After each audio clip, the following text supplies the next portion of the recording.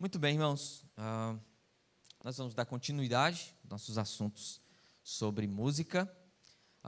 Falamos no domingo passado, trouxe algumas bases com relação às referências de música no Velho Testamento e no Novo Testamento. Nós vimos que Deus, Ele ama a arte e não seria estranho nós encontrarmos formas de arte nas Escrituras. E uma delas que se sobressai é a música. A música se sobressai como uma das formas de arte que Deus permite. Na verdade, a única arte que Deus ordena, num culto ao Senhor é a música, certo? A única arte que Deus ordena diretamente é a música. Nós não vemos um outro tipo de arte Deus ordenando que pudéssemos fazer.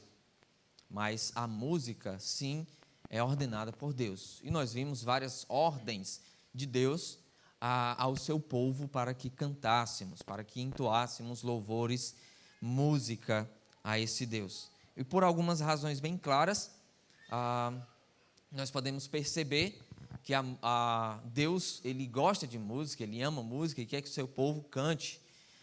Primeiro, é porque uma delas, como nós já vimos, é que a Bíblia fala muito sobre música, pelo menos 500 referências sobre música e pelo menos 50 ordens, pode ser que tenha mais ou um pouco menos, mas pelo menos 50 ordens diretas para cantarmos.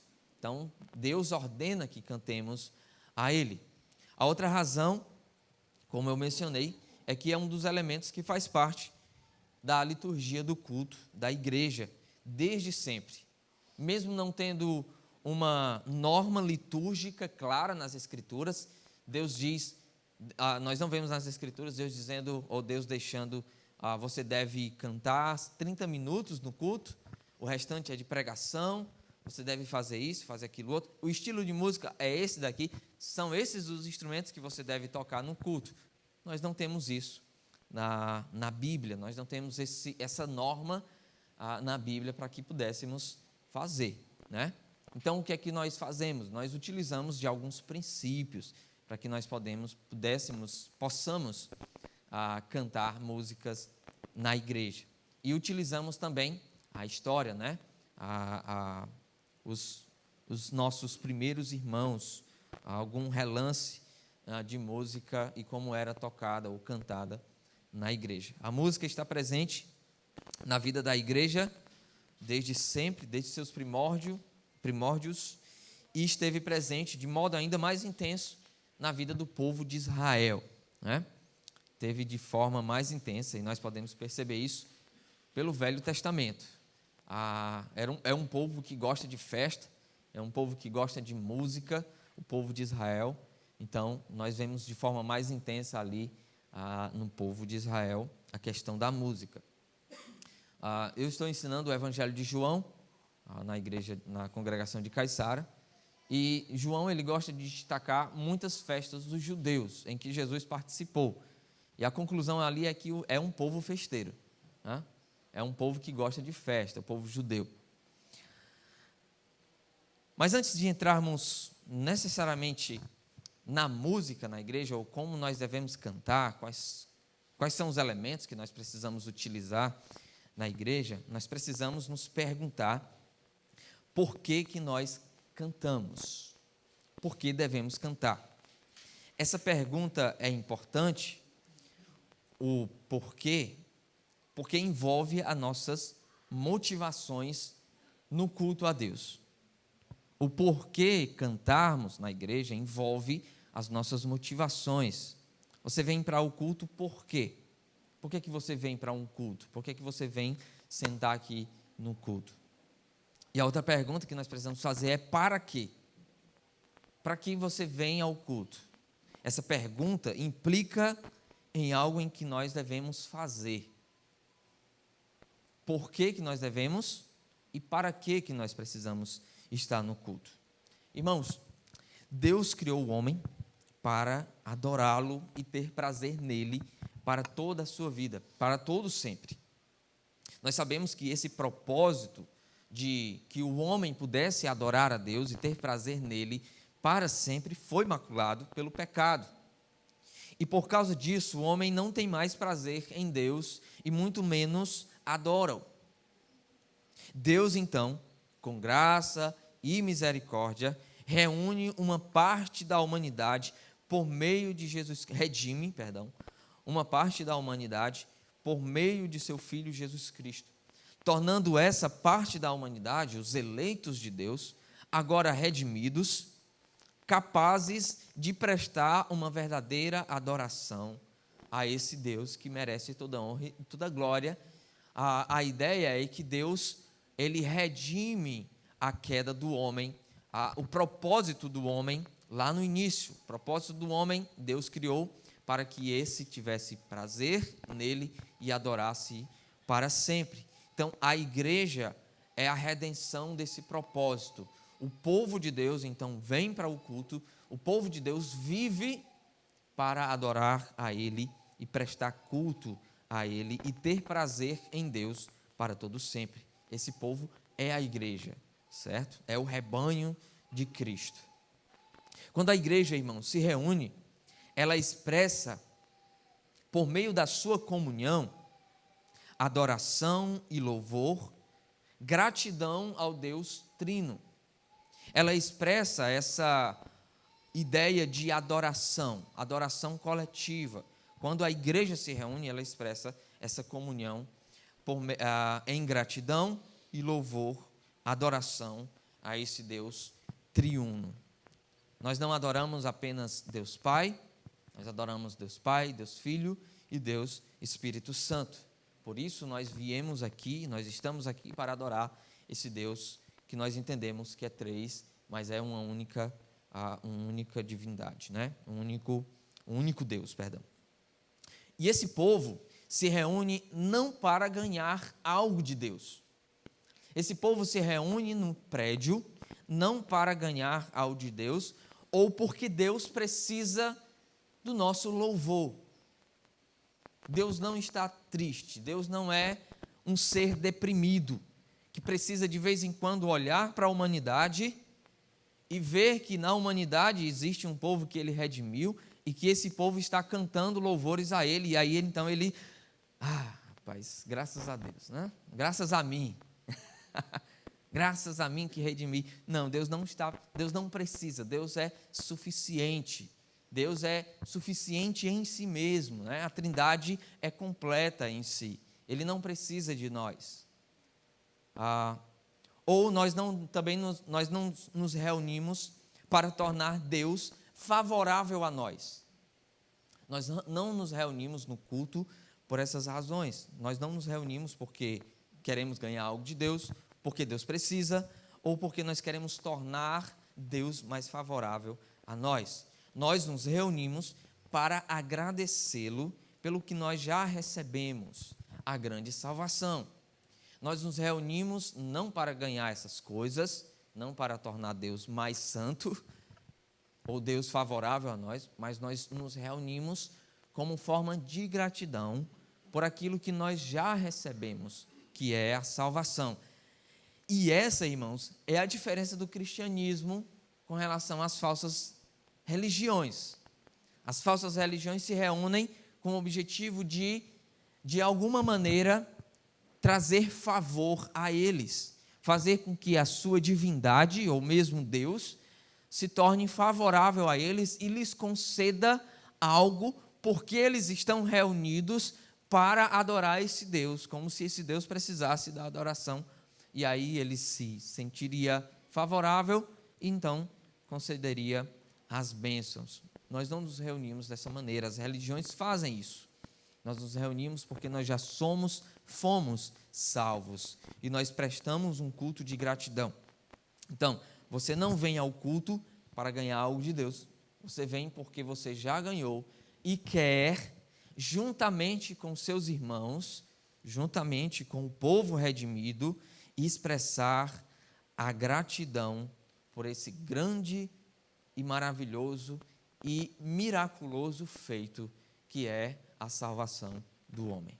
Então nós estamos aqui hoje de manhã sim, para aprendermos mais de Deus, termos mais comunhão. Nós estamos aqui porque nós estamos sendo gratos ao Senhor e nós adoramos a Ele, louvamos a Ele por causa da nossa gratidão por aquilo que Ele fez por nós.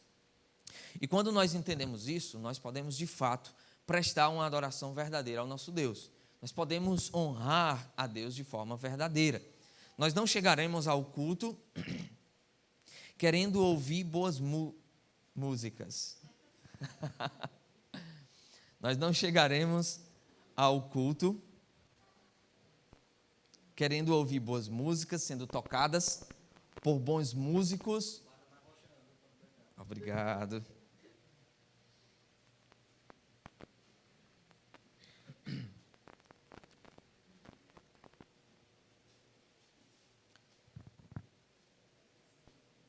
Então, quando nós entendemos isso, nosso propósito pelo qual nós estamos aqui para adorar, que é gratidão, honra a Ele por aquilo que Ele fez por nós não chegamos aqui para ouvir boas músicas, apesar de ter, sendo bem tocadas, apesar de serem bem tocadas, e serem bem conduzidas por bons cantores, apesar de ter também. Chegaremos ao culto para prestar um culto de gratidão. A nossa participação no culto é ativa. Nós estamos aqui para cultuarmos a Deus e não para ouvir, simplesmente, não para assistir, não é? Nós gostamos de dizer, né? Eu vou assistir ao culto. Se for assistir no sentido de dar assistência, tá certo, eu vou assistir ao culto, eu vou adorar a Deus, vou dar assistência juntamente com os meus irmãos na adoração. Mas se for assistir no sentido de ser um espectador, aí é errado. Os músicos precisam também entender isso. Nós vamos tratar um pouquinho mais sobre isso logo mais.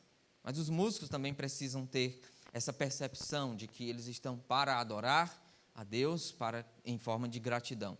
Eles não estão ali para realizar belas performances, técnicas vocais e habilidades nos instrumentos, apesar de terem bons cantores, bons músicos, instrumentistas, mas eles não estão ali para fazer uma bela performance artística, para que o povo de Deus esteja sentado nos bancos e possa ouvir uma espécie de show.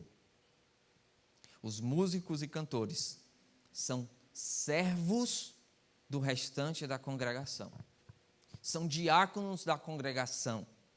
Eles estão ali para servir, diácono no sentido de serviço.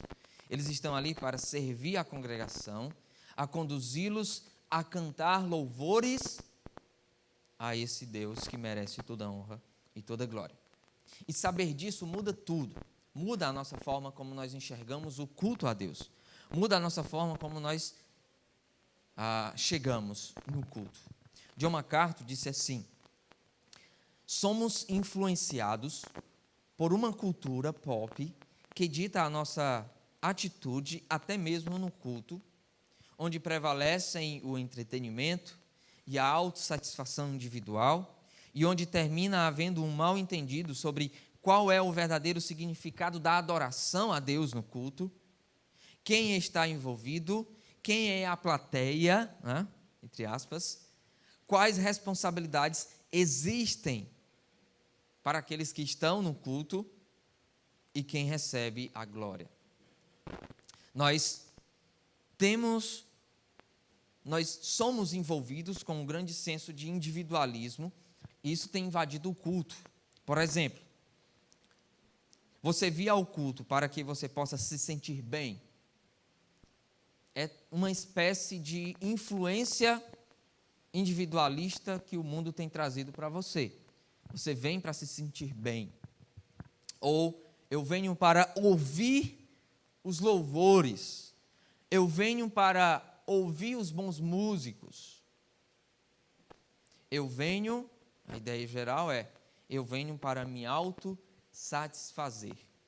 E muitos chegam ao culto exatamente com esse objetivo. Passei a semana inteira trabalhando, estressado, chateado com muitas coisas, cansado, então eu vou ao culto para que eu possa receber um certo alívio, ouvindo aquelas belas músicas cantadas pelos crentes. Isso é um senso de individualismo que nós precisamos deixar de lado.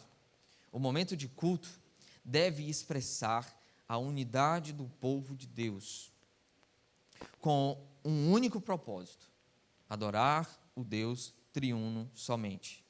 A igreja não é um agente passivo que recebe, simplesmente fica recebendo as coisas. Ele é um público ativo que presta louvor e adoração coletiva ao Senhor. Então, o momento de culto é o momento em que o povo de Deus está demonstrando essa comunhão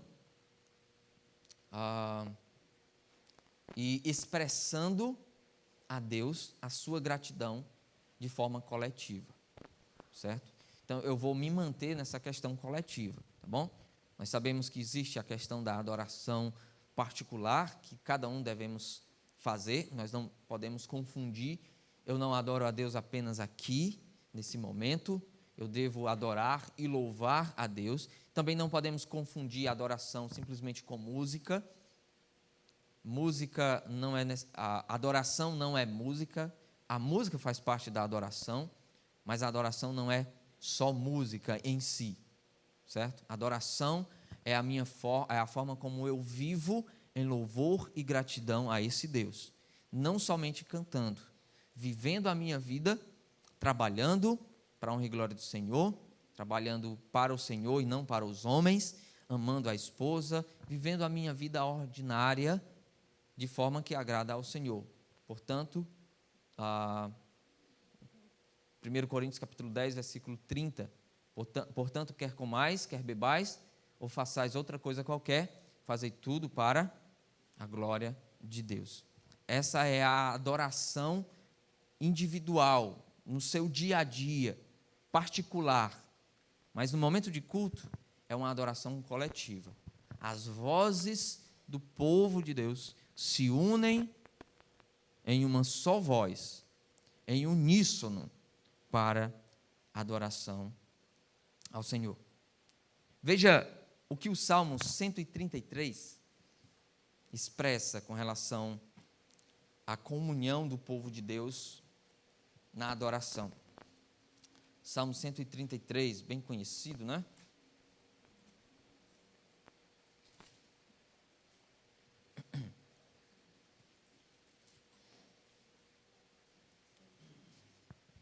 Salmo 133 diz assim: ó, como é bom e agradável viverem unidos os irmãos. O salmista quer deixar claro aqui que é algo bom, algo agradável. Agradável a quem? Agradável aos irmãos que estão reunidos, mas também é agradável a Deus. É agradável a Deus. E ele continua e diz: é como o óleo precioso sobre a cabeça, o qual desce para a barba de Arão, e desce para a gola de suas vestes. Os sacerdotes recebiam um óleo para ungir, para santificá-lo, no momento em que ele iria entrar no Santo dos Santos, para prestar adoração, sacrifício a Deus. A ideia é que a comunhão dos irmãos é como o óleo de Arão, é como o óleo do sacerdote que o santifica. A ideia é que o povo de Deus, ele está num momento de santificação, de separação do mundo, e está adorando a Deus. Então, no momento de comunhão, o povo de Deus é santificado. E continua e diz: é como o orvalho do Hermon, que desce sobre os montes de Sião. Ali ordena o Senhor a sua bênção e a vida para sempre. O orvalho, a neve era derretida, então caía a água do monte e regava ali a plantação que estava ao seu redor, trazendo então vida. A ideia é que o povo de Deus reunido é edificado. O povo de Deus reunido, cantando louvores ao Senhor, vivendo em adoração, e no momento de adoração coletiva, esse povo é edificado, esse povo é reanimado, é vivificado pelas bênçãos de Deus. O momento de culto é o momento que essa comunhão é dramatizada. O momento de culto é o momento em que essa comunhão é dramatizada, e a música tem como papel compor essa peça narrativa da comunhão. Se nós temos como expressar gratidão, adoração e essa comunhão de modo intenso, é por meio do canto ao Senhor no momento de culto. Aquilo que fazemos no culto ao Senhor, nós fazemos como uma expressão coletiva e não como sentimentos individualistas. Entendendo então esses princípios, irmãos, nós podemos então pensar de maneira prática agora como a música deve ser, como deve ser a música na igreja.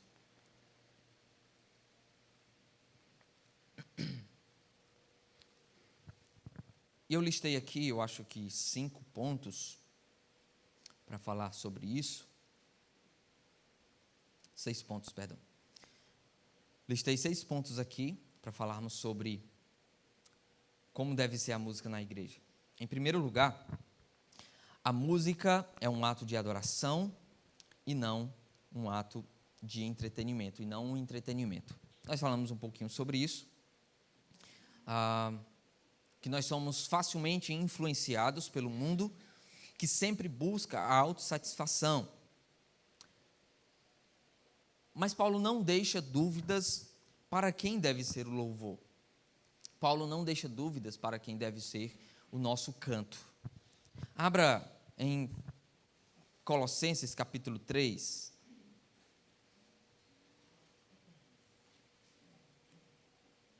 Colossenses 3, versículos 16 e 17.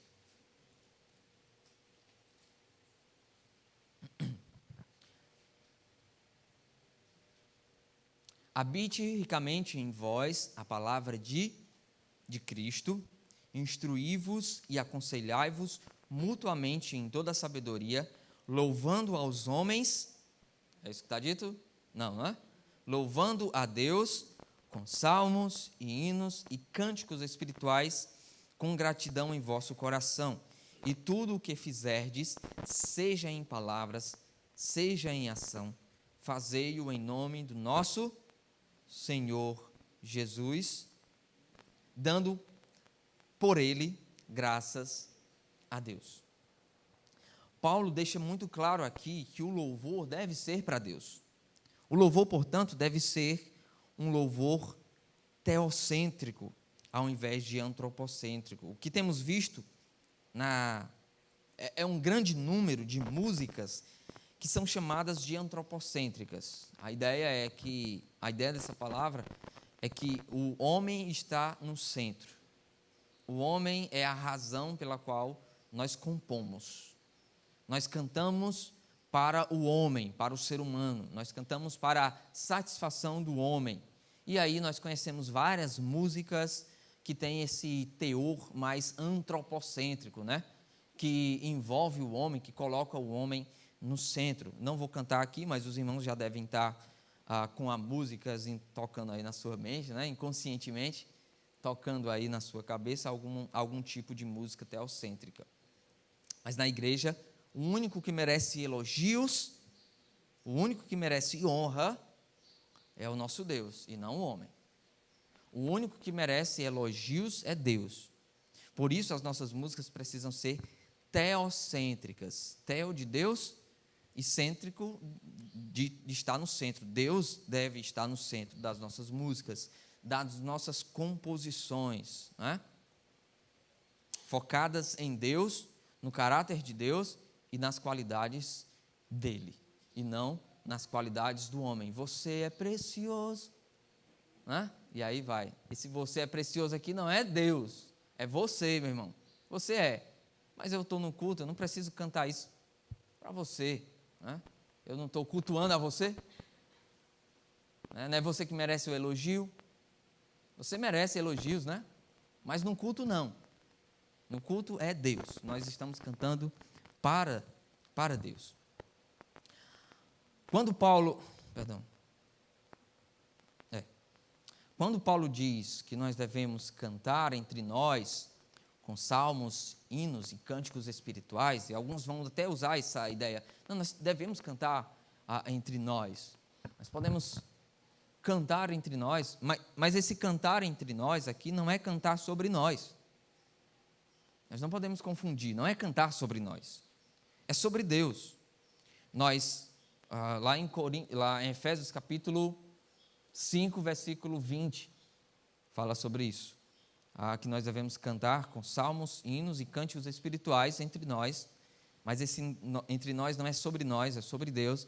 Nós cantamos, o canto da congregação, nós falamos uns para os outros da grandeza de Deus, certo? Então nós cantamos, às vezes nós precisamos olhar um para o outro e cantarmos as grandezas de Deus, fazer com que os nossos irmãos lembrem-se da grandeza e da preciosidade do nosso Deus e não das qualidades dos homens, não é? A música, em primeiro lugar, a música no culto é um ato de adoração a Deus e não ao homem. Em segundo lugar, a música deve envolver toda a congregação. Toda a congregação deve participar. Nós já vimos que a congregação é um agente ativo. Ela está num culto para prestar adoração a Deus. Deus ordena que o seu povo cante. Nós vimos 50 ordens, nós não vimos todas elas, mas nós temos 50 ordens diretas dizendo para que o povo cante. E não o grupo de louvor somente. Na verdade, irmãos, o grupo de louvor, deixa eu lubrificar aqui a minha garganta. Na verdade, o grupo de louvor é toda a congregação. Toda a congregação, porque toda a congregação é conclamada, é chamada, é ordenada a cantar. Então nós temos na igreja um grande grupo de louvor. O grupo de louvor não é somente os músicos com os instrumentos e aquele que está conduzindo, mas toda a congregação é o grande grupo de louvor. Por isso alguns costumam até dizer, alguns que são um pouco mais radicais, costumam não chamar grupo de louvor, ou chama de banda ou grupo de música, né? Mas que grupo de louvor dá a ideia de que só esse povo aqui está adorando, né? Está louvando, e às vezes parece que né? Às vezes parece que só essa turma aqui está adorando e não o restante, mas a ideia é que toda a congregação é o grande grupo de louvor. Você não pode chegar no culto, sentar e ouvir o grupo de louvor. Você veio para prestar um serviço a Deus, e isso envolve você cantar. Deus não está preocupado se você não sabe cantar afinado. Os músicos, sim, se você vir para cá, e cantar desafinado, não dá certo, mas no seu banco, você pode cantar do jeitinho que você sabe, ou do jeitinho que você nem sabe, né? Você pode cantar desafinado mesmo, você deve, na verdade, cantar com força, tá certo? Você deve cantar porque você está aqui para adorar ao Senhor. Irmãos, uma das facetas dos reformadores, relacionada ao sacerdócio de todos os santos, lembram que os reformadores, eles reformaram as ideias erradas da Igreja Católica e queriam transformar a Igreja Católica em uma igreja saudável? Não deu certo, então formaram-se as igrejas reformadas ou igrejas protestantes. Uma das facetas dos reformadores relacionada ao sacerdócio de todos os santos foi trazer de volta o canto congregacional. A igreja medieval, a igreja católica, limitava o canto na igreja a apenas algumas pessoas mais importantes, e limitava o canto a corais. Por isso, também, alguns reformadores, para não se associar com a igreja, rejeitou a ideia de coral. Nós não temos mais coral aqui. A igreja toda é o coral. Qual era o problema disso? Qual era o problema dos corais? É porque o canto era em latim. A música na igreja medieval era em latim. Então, imagine você, sendo um alemão, né, com relação lá a Lutero, você ouvindo o latim, né, uma língua difícil, uma língua que você não iria compreender. A ideia é que a música era cantada no latim, o coral cantava no latim, não era latim, era latim, no latim, né? E a igreja simplesmente ouvia e achava belo, simplesmente. Iria para ouvir um grande espetáculo.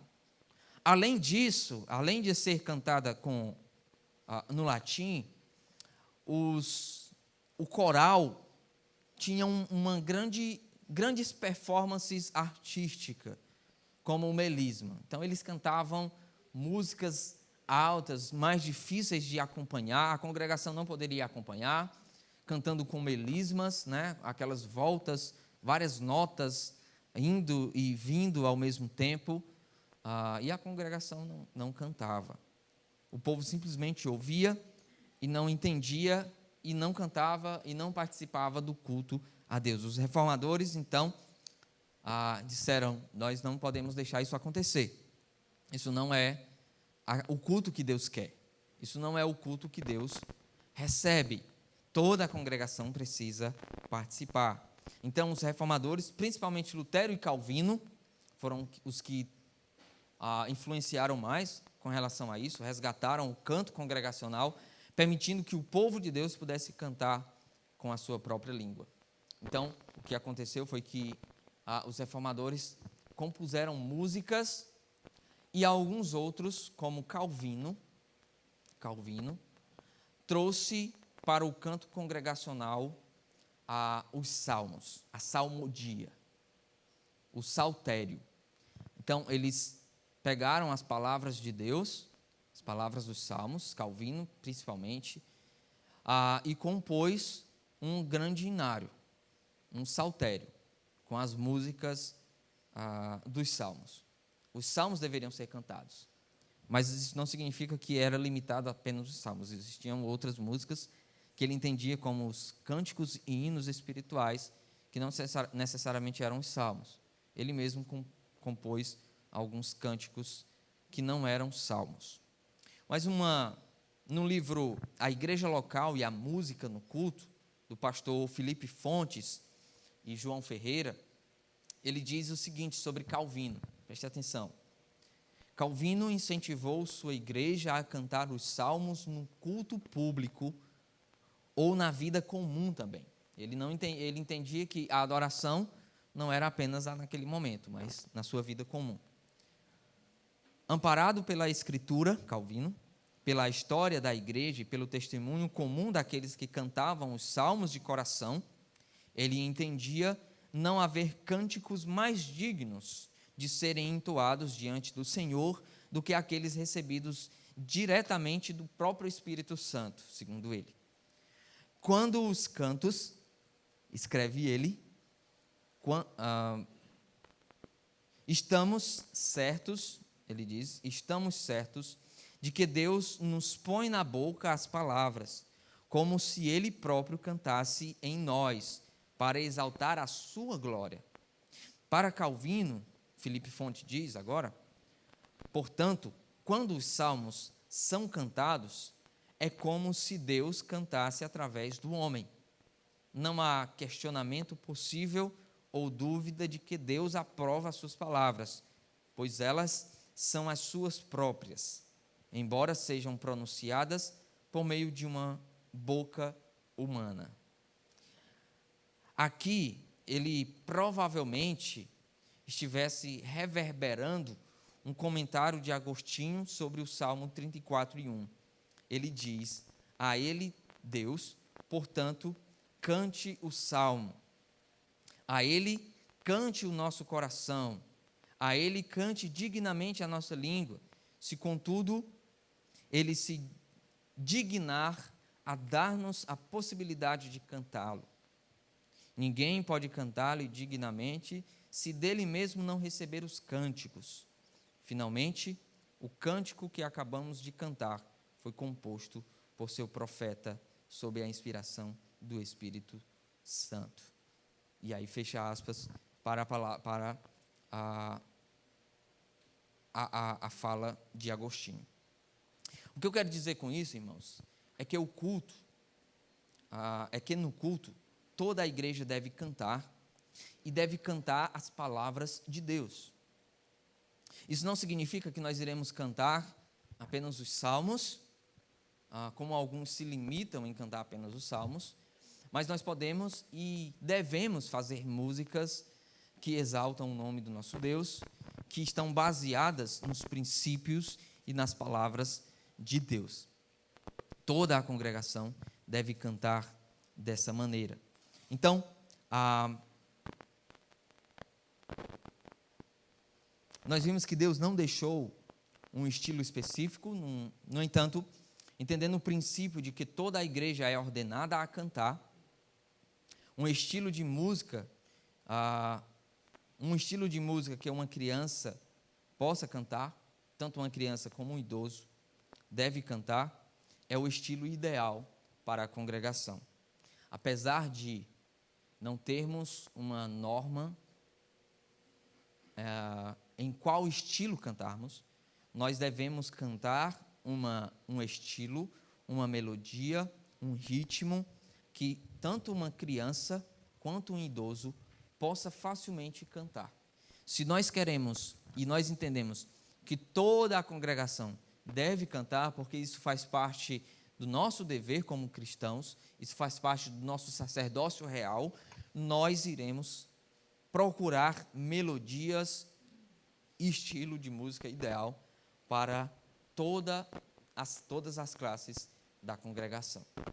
No Salmo 147, nós vemos Deus convocando crianças, adultos, reis, todas as classes cantarem ao Senhor.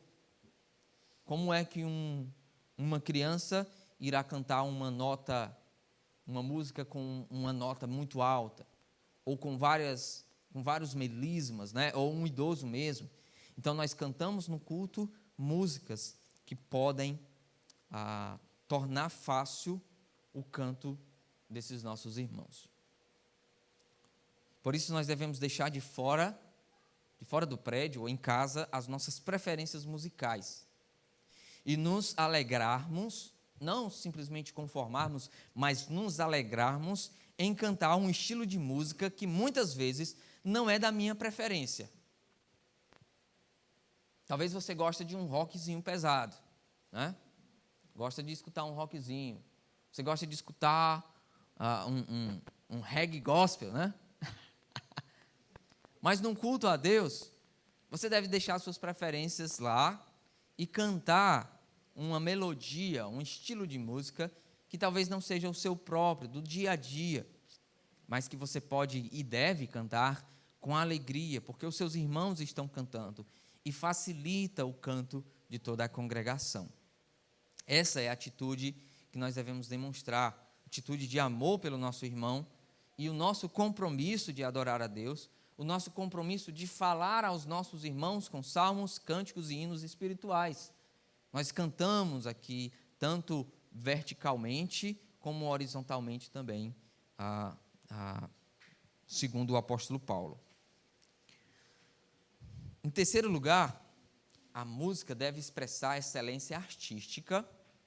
A música no culto deve expressar excelência artística, mas não uma performance simplesmente dos músicos. O Salmo 33, abra lá. Salmo 33.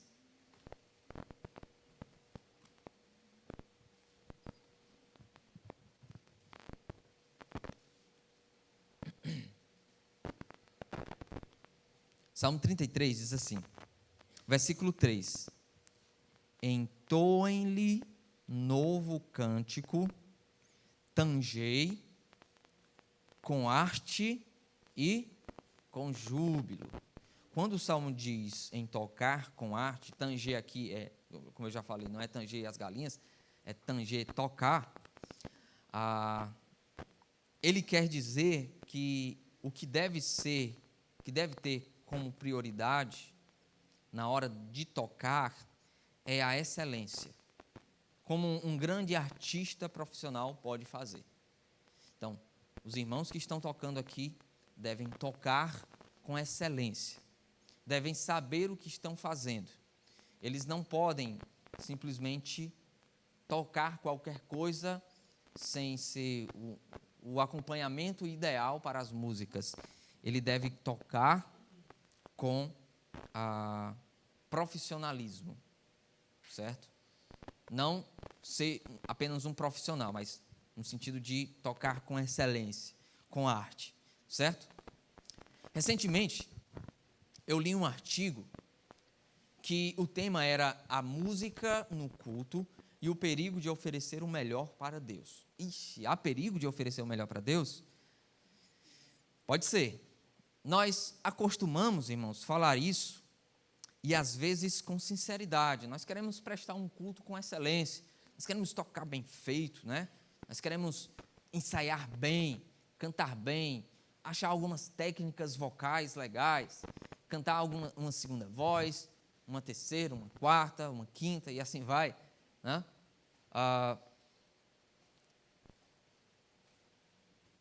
Oferecer o melhor é oferecer uma grande performance, nós precisamos nos perguntar isso. Oferecer o melhor é oferecer uma grande performance artística, como solos de instrumentos e grandes técnicas vocais. E isso em si não é errado, certo? Você cantar bem, tocar bem, fazer solos nos seus instrumentos, ter técnicas vocais, há momentos para isso, há momentos, mas talvez não no culto isso eu acredito sinceramente que no culto não é o lugar para isso. Ou o melhor, oferecer o melhor, tem mais a ver com um propósito e motivação pelo qual eu faço. Oferecer o melhor é eu trazer uma boa técnica, uma boa performance, ou oferecer o melhor tem mais a ver com a minha motivação, com o propósito pelo qual eu faço. Se a resposta for a segunda, amém. Nesse artigo ainda dizia o seguinte, o autor diz o seguinte: oferecer o melhor para Deus no culto da igreja é fazer o papel facilitador do canto congregacional, trazendo com seu instrumento e ou voz uma harmonia e ritmo adequados a fim de que a igreja cante para Deus e sobre Deus da melhor forma possível, trazendo glória somente a Deus. Irmãos, no culto, os instrumentos e os dirigentes da música devem se esmerar, devem tocar bem, devem cantar, tocar com arte, como diz o Salmo 33. Mas devem entender que o culto não é um palco de show, no qual as pessoas vão para vê-los se apresentar. Isso não é errado também, você cantar bem e querer apresentar uma performance artística. Você pode separar um dia na semana e convidar os irmãos a ouvir, a igreja a ouvir a performance dos irmãos, né? Tocando, olha, nós temos algo a apresentar, e você pode glorificar a Deus com a arte dos irmãos, não é? Mas o momento de culto não é o ideal, não é o ideal. O culto ao Senhor, num culto os instrumentos precisam, e a música, a voz, precisa se conformar e se alegrar com aquilo que é simples, para que todo o povo de Deus possa cantar ao Senhor. O pessoal que está conduzindo o louvor com música deve apontar para Cristo como holofotes que apontam para um grande artista convidado. Não é? Você já viu em um grande concerto aquelas luzes apontando para o artista? Não é? É legal isso, né? Mas os músicos e a igreja, ou os músicos aqui, devem servir como holofotes apontando para Deus. Eles não são aqueles que são apontados pelos holofotes, mas eles são os holofotes que apontam para Deus, para que a congregação possa olhar para Cristo, possa olhar para Deus, para os grandes feitos de Deus, para a obra de Deus, para as qualidades do nosso Deus, e a congregação então cantar. Então, o pessoal aqui do palco deve conduzir os irmãos a olharem para Cristo. Então, a música ao Senhor, a música no culto deve sim, é importante, deve ter excelência. Se não tiver excelência, nós iremos fazer a obra de Deus relaxadamente. Mas o propósito deve ser o correto.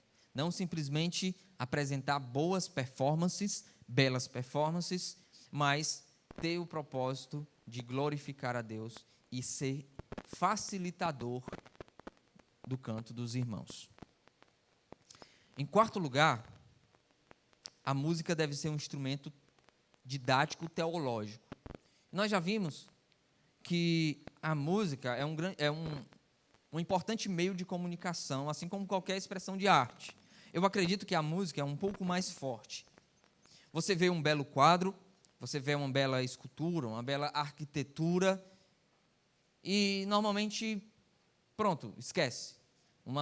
Eu vi um videozinho, eu acho que era um meme, de uma mulher lá na Torre Eiffel, em Paris, né?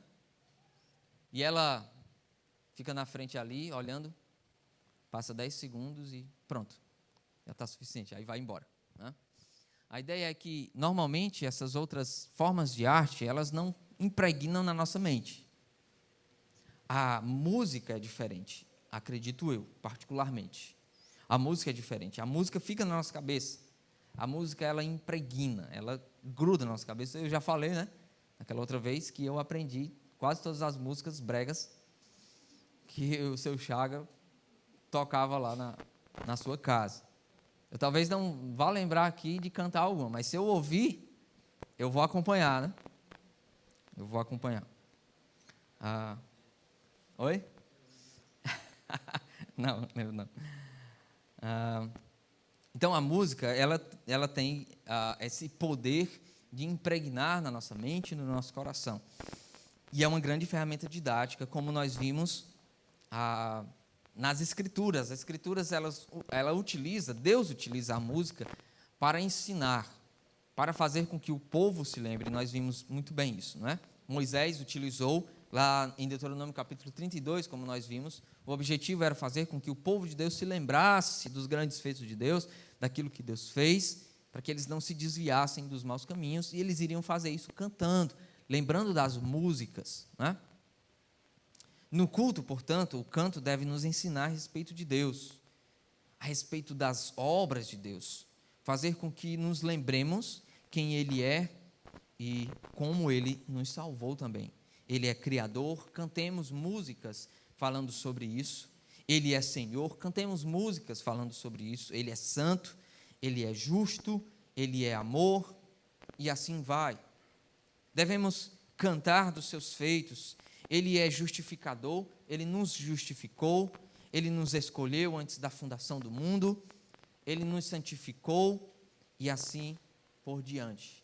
Devemos cantar esse tipo de música para que nós possamos lembrar, para que as nossas crianças possam lembrar, para que os nossos velhos possam lembrar também, não é? Por isso, Calvino muito se preocupou com o canto, não só Calvino, mas os outros reformadores, muito se preocupou com a sua congregação, para que pudessem cantar e aprender sobre Deus através do canto. Por isso ele gostava de cantar os salmos, pois neles tanto o seu caráter como as suas qualidades estão expressas, quanto os nossos sentimentos também em relação a Deus estão expressos nos salmos. Quantas vezes Davi lamenta, né, e canta a Deus em forma de oração? Quantas vezes há expressões de alegria nos salmos? Então, os sentimentos relacionados a Deus eram sentimentos que estavam expressos nos Salmos. E talvez não iríamos pecar, a congregação não iria pecar em colocar os seus afetos na adoração. E é o quinto ponto que eu quero trabalhar com os irmãos rapidamente, é a questão das nossas afeições no culto. Lá em João, Evangelho de João, capítulo 4,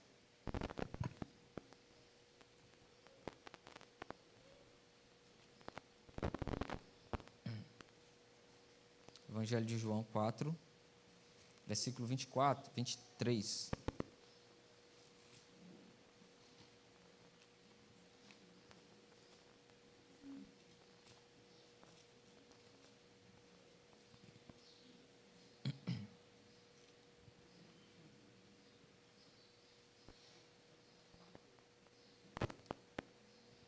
e 24 diz assim: Mas vem a hora, e já chegou, em que os verdadeiros adoradores adorarão o Pai em espírito e em verdade, porque são estes que o Pai procura para seus adoradores. Deus é espírito, e importa que os seus adoradores o adorem em espírito e em verdade. Talvez seja estranho para nós falarmos sobre afetos na música, sobre os nossos sentimentos na música, não é? Ele não deve ser racional no nosso culto. Ele não deve ser apenas racional. Sim, nós devemos. O culto a Deus deve ser racional, deve envolver a racionalidade e não as emoções apenas. No canto, nós podemos e devemos envolver os nossos afetos. Mas talvez exista um perigo aí.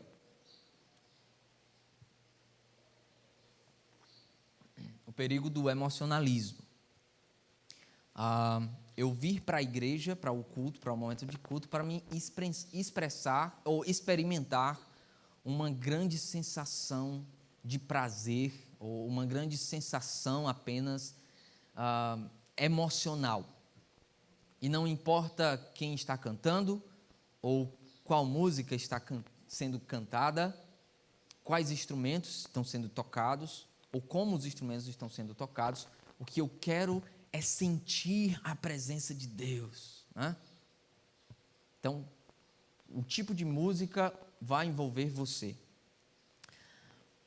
Mas nós não devemos deixar os sentimentos de lado, os nossos afetos, as nossas afeições de lado, por causa desse exagero de sentimentalismo na música contemporânea gospel. Nas grandes igrejas pentecostais, por exemplo, que nós encontramos por aí. O culto deve ser racional, mas não exclui os afetos. Quando o Senhor diz que os seus adoradores o adorarão em espírito e em verdade, Ele está envolvendo ali a verdade da palavra de Deus, a verdade de quem Jesus Cristo é, a verdade de quem Deus é, mas envolve também o nosso coração, os nossos afetos, as nossas emoções a Deus. Por exemplo, nós iremos cantar com alegria ao Senhor. Isso faz parte das nossas emoções, a alegria. Cantamos com alegria. Muitas vezes nós estamos cantando, por exemplo, a alegria está no coração de quem já conhece a Jesus. Mas a expressão dos irmãos é: a alegria está no coração, quase chorando. Mas eu não posso expressar os meus sentimentos aqui. Mas não seja um robô. Cante com alegria. Se é uma música que envolve alegria pelos grandes feitos de Deus, por aquilo que Ele fez, cante com alegria, expresse uma alegria verdadeira. Irmãos, não entra em contradição as emoções e a racionalidade, porque uma mente sóbria, uma mente racional, doutrinariamente embasada nas Escrituras, sabe muito bem direcionar as emoções para o lugar certo. Nós não cantamos ou nós não expressamos as nossas emoções no canto congregacional apenas para satisfazer a nós mesmos, para experimentarmos um êxtase. Nós conduzimos as emoções, quando temos uma mente sóbria e racional, para o lugar certo, para a glória de Deus, em direção a Deus. Nós estamos cantando alegremente pelos grandes feitos de Deus, então nós estamos direcionando a nossa alegria ao nosso bom Deus. Com relação à súplica, por exemplo, nós vemos nos Salmos, muitas vezes, Davi cantando de forma lamentável, né? Com lamentos, com lágrimas. Nós vemos os santos de Deus em Apocalipse, não estou lembrado do versículo, isso me veio à mente agora, mas nós vemos os santos da tribulação, os salvos, que estão lá no céu com Cristo, com o Senhor, e cantando louvores a Deus com alegria e lamentando também, porque aqueles não foram ainda julgados, os seus irmãos que estão na tribulação ainda não foram julgados. Então, há lugar para as afeições, para as emoções no canto congregacional. Último lugar, a música na igreja deve ser acompanhada por instrumentos. Aqui pode ser um momento mais delicado dessas exposições aqui, dessa palestra aqui. Uma pergunta que não quer calar. Pode ou não instrumentos específicos no culto? Por exemplo, instrumentos de percussão. Pode ou não? A Bíblia não nos diz quais instrumentos devem ser utilizados no acompanhamento da música no culto. Se olharmos para os Salmos e os textos que vimos no domingo passado, nós podemos perceber que vários tipos de instrumentos eram utilizados na música de adoração a Deus. Vários instrumentos. Nós vimos Davi dizendo que os levitas deveriam utilizar todos os instrumentos de Davi. Todos os instrumentos de Davi. Nós vemos os levitas utilizando esses instrumentos, lá em 2 Crônicas, capítulo 25. Nós não vemos, no entanto, instrumentos no Novo Testamento. A não ser algumas referências que o apóstolo Paulo fala de trombetas, em alguns momentos. Então, alguns podem pensar, ou em Apocalipse também, nós temos trombetas, nós temos harpas também, mas outros tipos de instrumentos nós não temos. Podemos concluir, se olharmos apenas para isso, nós podemos concluir que os instrumentos que devem ser utilizados no culto devem ser trombeta e harpa. Ou, se nós não temos trombeta e harpa, nós não vamos utilizar nenhum instrumento. Mas uma pergunta surge, irmãos. Por que não é mencionados os instrumentos no Novo Testamento? Por que não é mencionados os instrumentos no Novo Testamento? Uma resposta pode ser simples. Possivelmente, os crentes não utilizavam instrumentos. Possivelmente, os crentes, lá no começo da igreja, não utilizavam os instrumentos. Pode ser que sim. Mas pode ser que eles não estavam utilizando. Por quê? Os primeiros anos da igreja foram anos difíceis, não é? Anos de perseguição. Até hoje nós sofremos isso, né? Mas os primeiros anos da igreja foram anos de perseguição. Agora imagine o pessoal com medo de alguma perseguição, reunido na casa de Priscila e Áquila, ou na casa de Filemon, utilizando todos os instrumentos percussivos, ou instrumentos de corda, ou instrumento de sopro, escondendo. Não, mas nós precisamos tocar, vamos. Deus vai esconder o som para os ouvidos dos romanos. Não. Então, eles não utilizavam isso, possivelmente. Não utilizavam esses instrumentos por essas razões. Mas nós não temos nenhuma proibição, também nós não temos uma ordem de utilizar instrumentos, nós vemos no Velho Testamento isso, não na Bíblia, mas nós não podemos dizer que, se nós não temos proibição de instrumentos no Novo Testamento, então nós não iremos utilizar, ou nós, se não temos um mandato para utilizar os instrumentos, então nós não iremos utilizar na congregação. Não é isso, né? Proibir instrumentos específicos no culto, muitas vezes, está mais relacionado ao meu gosto. Proibir instrumentos não é baseado em uma compreensão bíblica coerente das Escrituras, para proibir certos instrumentos na igreja, certo? Por exemplo,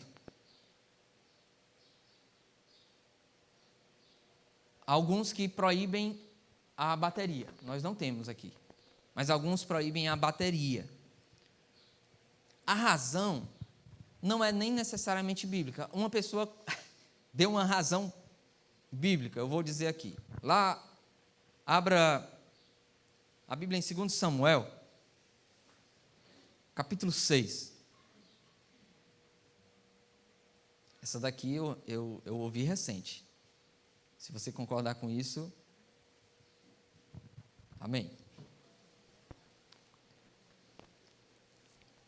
2 Samuel 5, 2 Samuel 6, perdão, fala do momento em que Davi está trazendo a arca para Jerusalém, certo?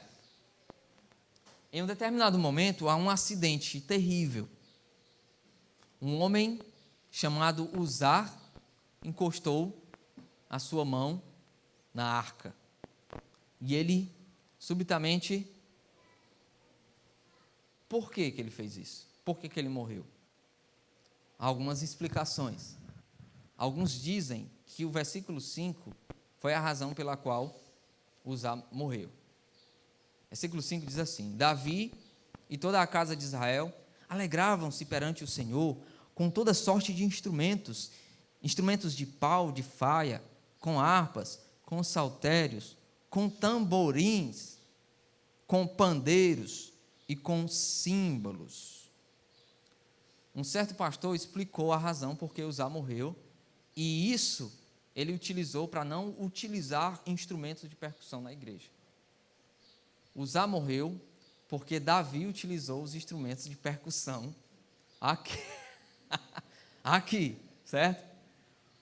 Davi morreu porque Uzá utilizou os instrumentos Davi usou os instrumentos de percussão. E como estava sendo utilizados os instrumentos de percussão, um castigo deveria ser colocado ali, então foi o pobre de Uzá. Foi tentar resolver ali a arca caindo, encostou e morreu. Por que usaram os instrumentos de percussão? Mataram o homem, né? Sabemos que a explicação não é essa. Mas alguns acreditam que a bateria não deve ser utilizada.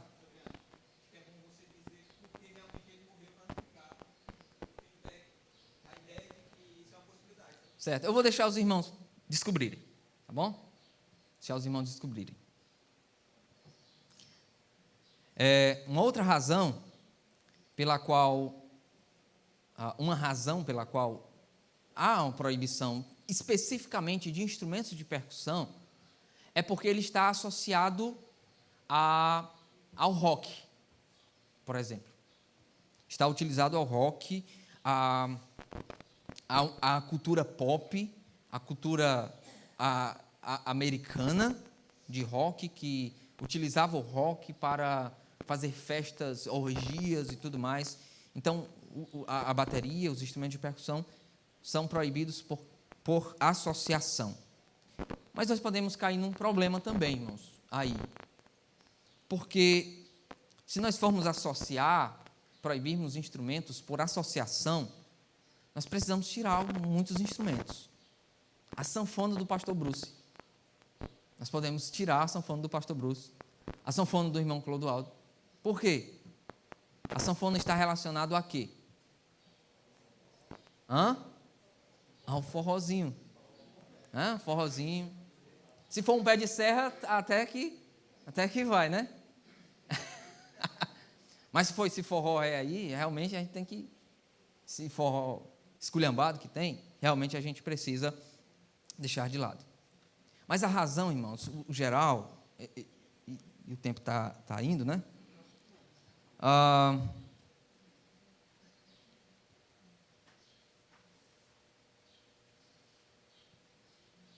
A ideia é que, biblicamente, nós não temos proibição para esses instrumentos, certo? Nós não temos um mandato no Novo Testamento com relação aos instrumentos, com relação ao violão, mas nós utilizamos princípios. Eu acredito que a bateria, ela pode sim ser um instrumento que pode causar um certo problema com relação a impulsionar você a expressar certas emoções que talvez não caberia no culto.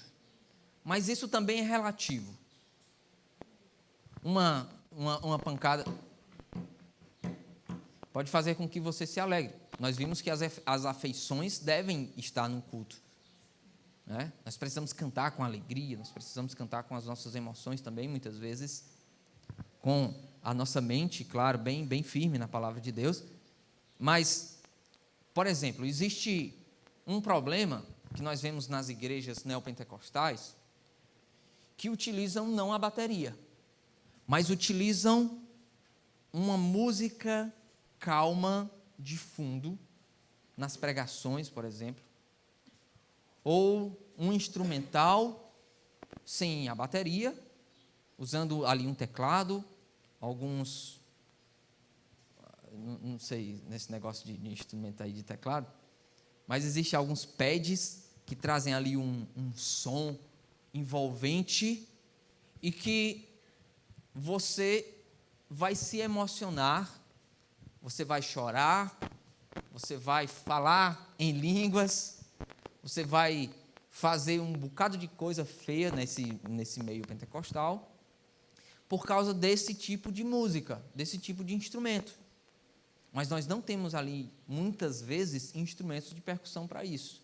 É mais um teclado macio, o pastor pregando uma mensagem herética, mas que com a música torna aquela mensagem herética ali a coisa mais bela do mundo, né? Então, é relativo essa questão de instrumentos causar sensações e que nós não podemos utilizar, porque certos instrumentos podem causar certas sensações que não combinam com o culto. É certo, irmãos, que nós precisamos utilizar com sabedoria todos eles. O violão pode ser utilizado como um instrumento de forma pecaminosa, quando se é utilizado da forma errada. O músico está cantando simplesmente para se mostrar, um contrabaixo, né, uma guitarra, uma sanfona, tocando aí um forrozinho, né? Já refugia, e aí um forrozinho, um pé de serra. Então, a conclusão que nós precisamos, pode ser que não seja tão simples assim, tá bom? Mas também não é tão cabeludo assim, como muitos pensam. Mas um instrumento, e eu quero terminar com isso aqui, um instrumento se sobressai no culto. Um instrumento, e esse para Deus é o instrumento mais importante. Alguém gostaria de chutar qual instrumento é esse? Oh, rapaz, que coisa boa. Eu achei que os irmãos iam dizer o violão. Ou o órgão, né? É a nossa voz, irmãos. O instrumento mais importante é a voz humana. Um pastor que tem um grande ministério de música, não sei se você já ouviu falar do Sovereign Grace. Bob Kauflin, ele é o pastor de música e tem se envolvido nessa questão de música há bastante tempo. Escreveu um artigo sobre a voz da congregação ser o instrumento mais precioso e mais importante do culto. Ele diz o seguinte: um instrumento é comum a todas as igrejas, grandes ou pequenas. E, infelizmente, é um instrumento com o qual Deus está, e felizmente, perdão, não infelizmente, felizmente, é o instrumento com o qual Deus está mais preocupado nos cultos de domingo, a voz da congregação. Essa realidade não nega a valiosa contribuição que os outros instrumentos podem dar ao culto, mas devemos vê-los como úteis, não como cruciais. Se nós nos reunirmos e não tiver nenhum instrumento, nós iremos deixar de cantar? Não, nós temos a nossa voz.